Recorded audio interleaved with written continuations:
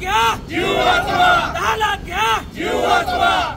मनुष्यवधाचा गुन्हा दाखल झालाच पाहिजे, मनुष्यवधाचा गुन्हा दाखल झालाच पाहिजे। मुजोर मंगेशकर हॉस्पिटलचा करायचं काय? खाली डोकं वर पाय, पीडितांना न्याय मिळालाच पाहिजे, पीडितांना न्याय मिळालाच पाहिजे।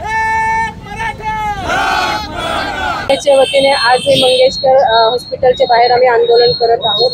वारंवार यांचा जो फ्रॉड आहे हा बाहेर आलेला आहे, परंतु आज काल जी घटना घडली त्या घटनेच्या माध्यमातून आज हे उघडकीस आणण्याची संधी आम्हाला आज इथे मिळालेली आहे। यांचा जो मुजोरपणा आहे हा थांबला पाहिजे।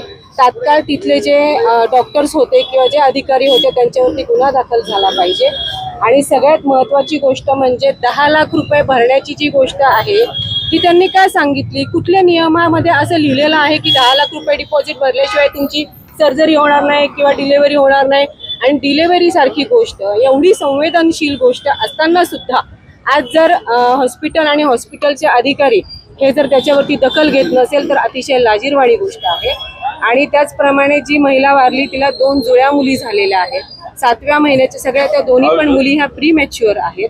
आणि प्री मॅच्युअर ज्या ह्या बेबीज आहेत ह्याचा इथून पुढचा म्हणजे आत्तापासूनचा त्या जोपर्यंत हयात आहेत तोपर्यंत सर्व खर्च, पैशाने काही माणूस परत येत नाही हो, परंतु आज आईची माया जी असती मुलांना ती मिळणार आहे का?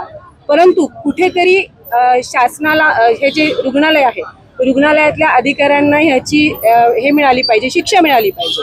आणि ती शिक्षा म्हणून ह्या दोन्ही मुलींचा खर्च त्या मुली हयात असेपर्यंत त्यांच्या राहण्याचा, खाण्याचा, शिक्षणाचा सगळा खर्च ह्या रुग्णालयाने उठवला पाहिजे अशी माझी मागणी आहे। आणि तात्काळ यांच्यावरती गुन्हा दाखल झाला पाहिजे आणि यांची ही मुजोरी थांबली पाहिजे। मनोजदारांच्या नेतृत्वाखाली इथे जमलेलो आहोत।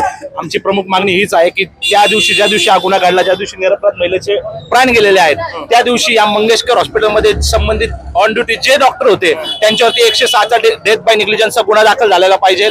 आणि या सर्व डॉक्टरांवर लवकरात लवकर कारवाई केली गेली पाहिजे। फडणवीस साहेबांनी आज आदेश दिलेले आहेत की समिती स्थापन करतो, पण नुसती समिती स्थापन करून काही होणार नाहीये, यांच्यावरती तात्काळ कारवाई केली गेली पाहिजे।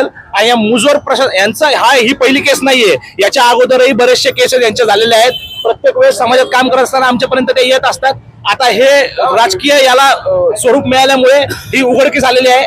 या सर्व डॉक्टरांवर तात्काळ 106चा गुन्हा दाखल करा ही आमची प्रमुख मागणी आहे। जरांगे पाटील देखील याच्यावर बोलणार आहेत का? जरांगे पाटील देखील बोलणार आहेत त्याच्यावर। अखंड मराठा समाज आणि जरांगे पाटलांचे समर्थक म्हणून या ठिकाणी आलेलो आहोत। आज आम्ही अशी मागणी करतो की या सरकारमध्ये असणाऱ्या आमदाराच्या पीएच्या घरामध्ये जर अशी गोष्ट होतीये तर सरकारी असो किंवा विरोधक असो, एखाद्या आमदाराच्या पीएच्या घरामध्ये जर अशी गोष्ट होती तर उद्या तुमच्यासारख्या सामान्य माणसाच्या घरात का होऊ शकत नाही?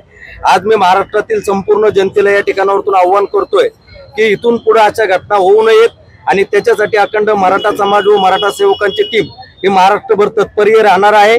इथून पुढे तुमची कुठलीही अडचण असू द्या, कुठलीही समस्या असू द्या, तुमच्या आजूबाजूला मराठा सेवक आहेत, तुम्ही त्यांच्याशी संपर्क साधा।